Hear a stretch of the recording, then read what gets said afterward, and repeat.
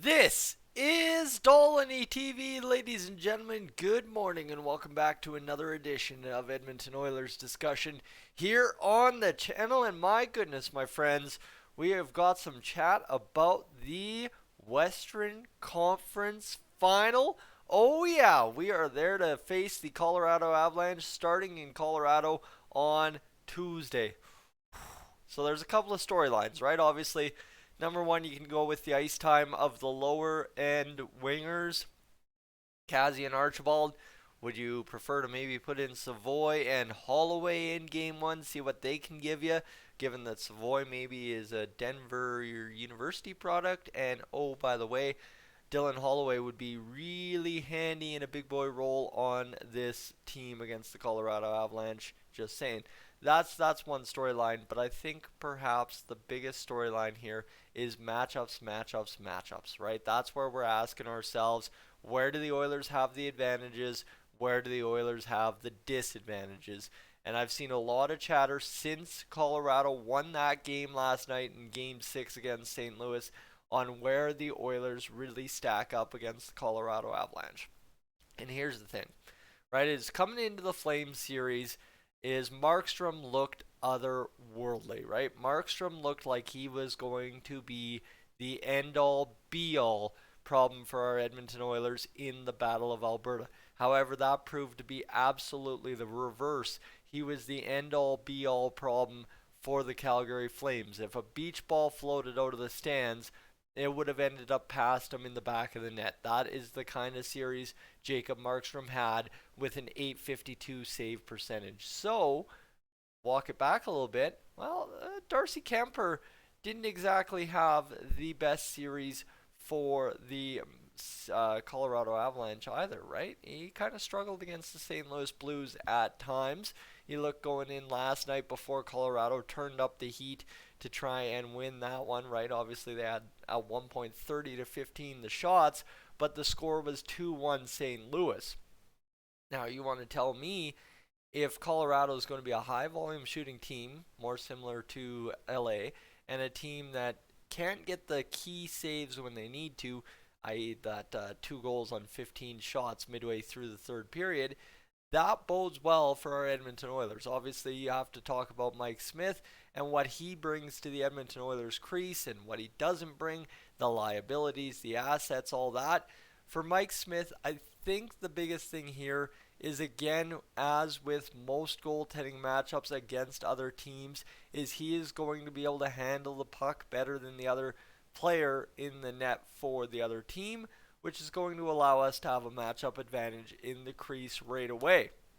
That said, if Mike Smith plays like he did in the Calgary series, we're going to have a problem. Whereas if Mike Smith is the 2 shutouts in a series, plays well enough in the other 2 games to win, and the other games really don't matter as much because he won 4 in the LA series, that's the kind of goaltending at minimum the Oilers are going to require to win this game against Colorado, this series against Colorado. So that's where you're already looking, right? Is there's a matchup advantage to be had in the crease. Is it truly there? I am not one that's 100% sold on that.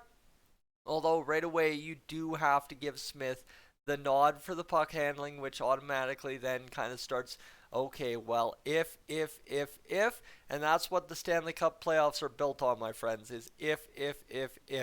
So we can go down the line, we can go through all the possibilities, but you don't really need to. Is the Oilers should have a matchup advantage in net if you get the Smith that has won what? Like 16 out of his past 20 hockey games or something. If you get that Mike Smith, that is the consistent winner. I'm not talking about consistent great winner, right? I'm not talking shutout, 1 goal game, shutout, 1 goal game, 2 goal game. No, I'm talking the consistent winner that Mike Smith has been under Jay Woodcroft. We will be okay in the goaltending matchup in this series when you add in the puck handling skills. So, that's goaltending. Defense, well, let's just hope that Darnell Nurse gets some rest in these next few days. He heals himself up a little bit. Obviously, I think I've heard that he is dealing with a nagging injury that he'll have to take care of in the offseason. But for Darnell Nurse, he is a key in this one because you're going to need a big, bad leader back there on the blue line if you're the Oilers, because somebody has got to make it tough, on the Stars of Colorado, but on the fourth forward out there for the Avalanche at all times. And that's no slight against Cale Makar. That is just how good he is. He is an elite defenseman, but he is also an elite kind of scoring threat in the Colorado uniform. So that's where you have to look, right? Darnell Nurse is going to play a lot of minutes against the big boys if he is ready and willing and able. So that's where it's going to be interesting to see if he's going to be able to match up against those guys and succeed. And that's kind of where the rest of the defense falls into line, right? If Darnell Nurse can succeed against the big boys of Colorado when out there, then everybody else just has to do their job. And that's been the nicest part for the Oilers defense so far this postseason, is they have gone out there and just done their job, right? Just get the job done when you're on the ice.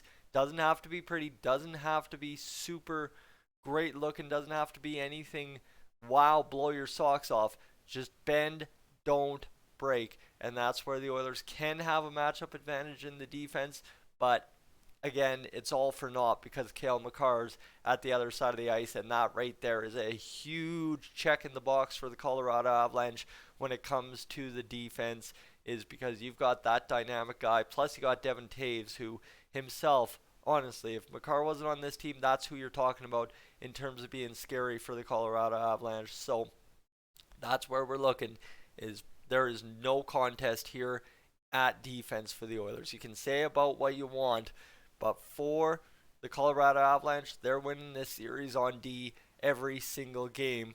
That said, too, their D's still got to contain Connor, Leon, Nuge, Hyman, Kane, Yamamoto, Puljujarvi, all those guys. Plus, if you want to mix in Savoy and Holloway for the culture a little bit, I wouldn't mind that at all. But, right, you're looking at a defense that is going to be capable of outscoring any mistakes they make. And that's kind of where the scariest thing is. The Oilers' defense, even with Evan Bouchard shooting the puck from the point, is not capable of outscoring their own mistakes by themselves, whereas the Colorado D absolutely is. So now you go to forwards, and McKinnon, Landeskog, Rantanen, and then it kind of, you got Burakovsky in there, and it's a solid Colorado group. But unfortunately, right now, and this is where everyone made the mistake in the Battle of Alberta. You saw what happened in Game 7 against the Kings. Connor McDavid found the highest level of his game he has ever had. And he carried that through the Calgary Flames Battle of Alberta series to win in 5 games and seal it with the dagger in overtime in Game 5. We have never seen the Connor McDavid we are currently seeing. And to bet against that is foolish at this point. Now, that said, McKinnon has turned it up as well, and obviously they've got some great pieces. So, right, is the forwards is probably the most toss it up. You can pick one or the other, and you're not wrong kind of situation. Kind of similar to goaltending. However, right, things there, like I mentioned, there's ways to debate that one a little clearer. However, in the forward group, if Connor McDavid continues to be Connor McDavid that we've seen in this postseason, it's no contest. The Oilers have the matchup advantage, especially when you add in 3.4 points per game. Leon Draisaitl, the most in an playoff series history. Yeah, that's an NHL record held by a current Edmonton Oiler. So there's a lot to this Oilers offensive group, and especially too is in this series. If you are going to tinker, now is the time, right? Holloway, Savoy, I've mentioned them a lot in this video. I believe they could really be key pieces if needed, or if you want them to be, right? Not necessarily if needed, but there is a lot of possibility if you want them to be as well. And for the Oilers, that would be massive if they could go out there and get some contributions from guys we have yet to see on the ice as of yet. Now, big thing is, I haven't watched many games in Colorado this season, right? I haven't watched many how loud is the building, how loud is all that. So the forwards you can toss up and not be wrong. However, when it comes to the building, I dang hope the Edmonton Oilers have the advantage at home, because there is no reason we shouldn't, guys. It is absolutely unruly at Rogers Place right now, and imagine cranking it up to a third round for a chance to go to the Stanley Cup final. Woo! Let's go. That's going to be a dang good time, and I'm hoping the fans in the building absolutely come alive and blow the roof off a couple of games in this series, if not a handful of games in this series. Ladies and gentlemen, I'm Tyson. This is Dolynny TV. This has been a long video, a lot more talk, and you can hear how frogged up I am in the throat. I haven't had my morning tea yet. You can see the hair's a mess, and I am tired. Just rolled out of bed about 25-30 minutes before doing this video. So here we go. We're going to go get through the morning routine, and I will catch you guys in a video hopefully later this weekend. I am up on out of here.